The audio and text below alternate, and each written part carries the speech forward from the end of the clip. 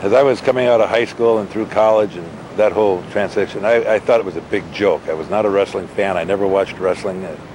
Then I got my degree. I blew my knee. I was planning on being a football player, making big money. Since I lost my knee, I had to teach. I settled down with 2 children, a third one on the way, for $4,300 a year.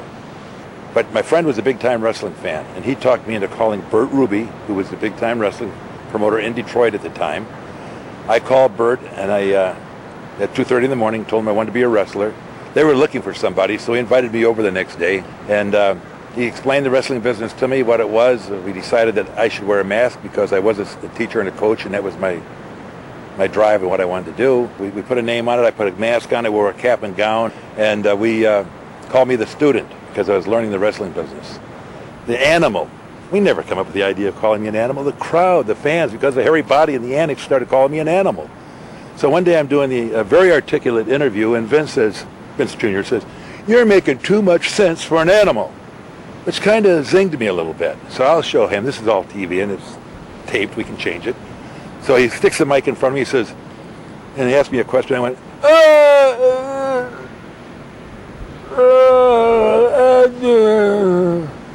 and it took me 5 minutes to answer his question. And I was really busting on him. This was kind of a rib. I got all done. I thought, well, he said, "That's it. That's what I want." I went, "Oh, God." I was known for 2 things. And this is crazy. It wasn't about wrestling. I was known because I had a green tongue. The truth of the matter is I'd had a few drinks before a TV show, and I put some clarettes in my mouth. Didn't have a clue that my tongue was green. Went out, did the TV show so the promoters wouldn't smell any booze on me. And when I come back, the switchboard lit up. Why is his tongue green? Because this is back when TV was live.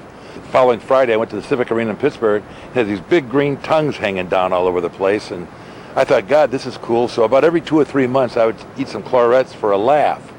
I'm a little slow.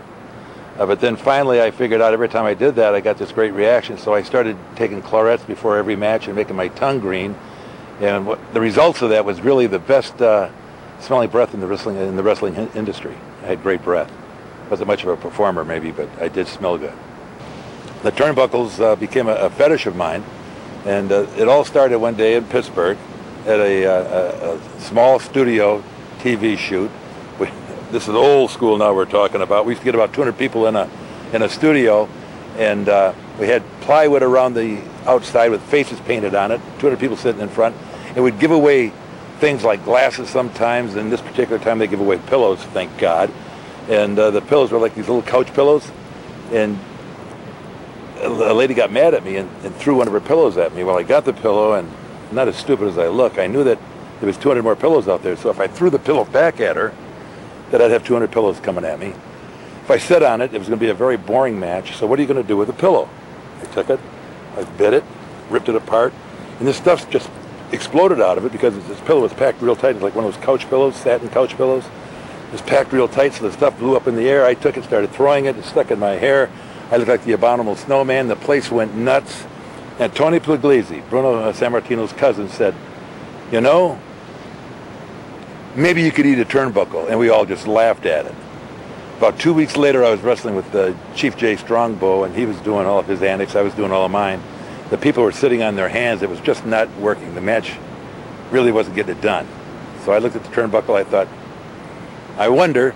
I went over, took a bite, ripped it open, boom, rubbed it in his face. The place went nuts, and it didn't take me 3 or 4 months to figure out that wasn't a bad thing to do. I started doing that every night. But my greatest advocate was my wife, because I had to learn all these maneuvers. And I put wrist locks on her and teach her how to put a hammer lock on me, and we reversed back and forth till I learned how to use all these crazy wrestling holds. And I got real good at using wrestling holds with my wife in the kitchen while she was trying to wash dishes. "Get out of here," she'd tell me. But then I'd get in the ring with a guy like Bruno Sammartino, and all those holes went out the window. I would pound on Bruno. I was a brawler. I wasn't a wrestler. I'd kick his tail, and then all of a sudden he would start this stuff, and the Italians would start coming up, and all of a sudden it was a dangerous place to be.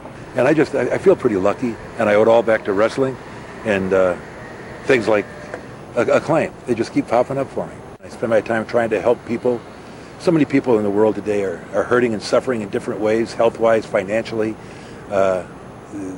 People get up every morning and go to a job that they hate. They work with people that they don't like. They come home at night and drink a beer. They don't have time to hug their kids. I'm helping people get out of that syndrome, and I love it. I mean, I've got so much that I want to give back and so many different ways that I can do it. And I owe so much because life and God has been so good to me. So that's where I'm at. You know what? Tonight, on Acclaim, anyone that wants to try me, come on down, Daddy, because it's the end of the line. You push the buttons, and I win. Bye-bye! I wrestled for actually about 35 years. I was very fortunate that I got a break in wrestling early on, and it just kept going on and on. I taught school, and I wrestled in the summertime, so my body didn't take the beating that a lot of people did. A lot of people's bodies did, so I was able to really stretch it to the farthest limits, probably. First year I went to New York. Can you imagine my traveling compadres?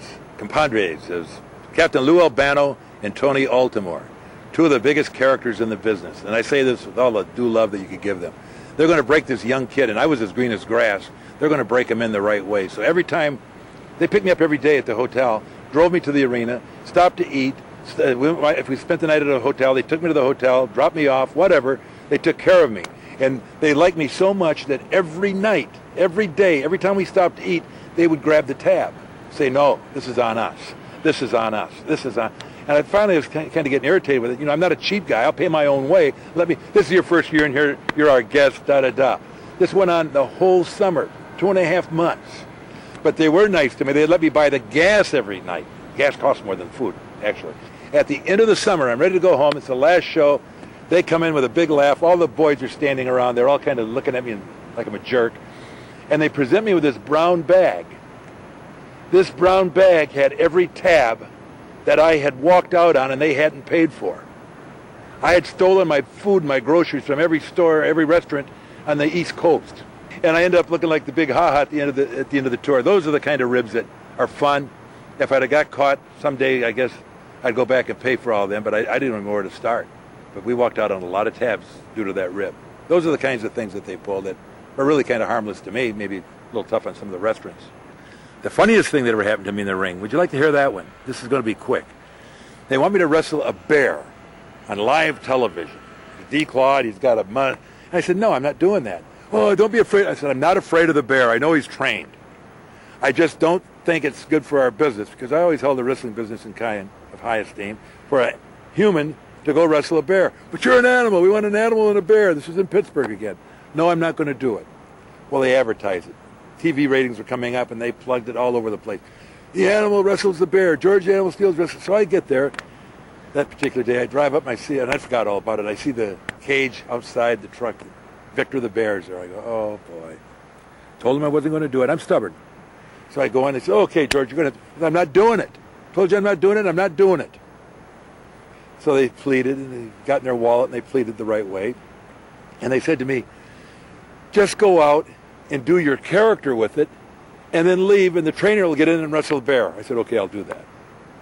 So I go out and do all my wild stuff. The bear gets all excited. It did its thing in the ring. No other way to say it, the bear shit in the ring. Now the bear's running through this stuff, and I'm looking at Bill Cardell, who's the announcer, and I said, Bill, guess what? He said, what? I said, I thought the TV was off. I had no idea that it was still running. I said, I scared the shit out of the bear. Well, now the lights go out. I mean, this boom. And this is in the middle of the show of rating week. Bottom line is, and it was live. We lost that TV show. The bottom line is, I was never asked to wrestle the bear again. Probably the wildest, craziest person I ever worked with. And you got to understand, in wrestling, you can't have two wild guys. You got to have a straight guy. It's like a cartoon, a comedian. He's got to have a straight guy and a funny guy. In wrestling, you got to have that. And I provided the wild stuff, but the guy that could feed that to me the best, probably, and I hate to say this because there's a lot of things that made working with him very tough, was Randy Macho Man Savage. This guy took advantage of everything. I don't know if it's because he was lazy or what. He was the cheapest guy in the world. I mean, he squeezed a dime. I mean, my gosh. But when it came to doing the ring thing, he could get the most out of the least. And I found it a lot of fun working with him. At times it was very aggravating because in reality, in real life, Elizabeth was his wife, and he was very, very jealous. He didn't want... One time I found out that during the match I was going to be laying on the ground. I was going to reach out very dramatically and grab Elizabeth by the ankle. he come in, and so I'm telling him what I'm going to do, and he went off. Oh, you can't, that's my wife. You're going to grab her by the ankle. He went nuts. It's just a show. I mean, my daughter's older than she is. But JYD, God bless him, could always stir that pot, make it hotter. He said, Randy, you're missing the whole boat. He says, you got one question you should ask. And he said, what's that, man? He says, is George going to be laying on his belly looking at the concrete? Or is he going to be laying on his back looking up her dress? That's what you better find out. God, he went off. I mean, it was like a fire hall needed to be called in. And he would attack security guards because if somebody reached out and touched Elizabeth, he wanted to kill everybody. It was crazy, but boy, did he take advantage of it. Did I take advantage of it? He was so jealous that before I'd go to the ring, I'd tell him, Randy, relax, because he was hyper. Relax, we're going to have fun. And I got to tell you, I got a daughter that's a lot older than Elizabeth, and this is just a show. Relax. Just as I would leave, because I was a bad guy. At that point, I was a good guy. And he was on his way to the ring, is the way this would be. Just as he was leaving for the ring, I'd say, but remember, I got a heck of a record with these young chicks around here. He was like this here, and he was on the spotlight. So I knew how to get out of him what I wanted.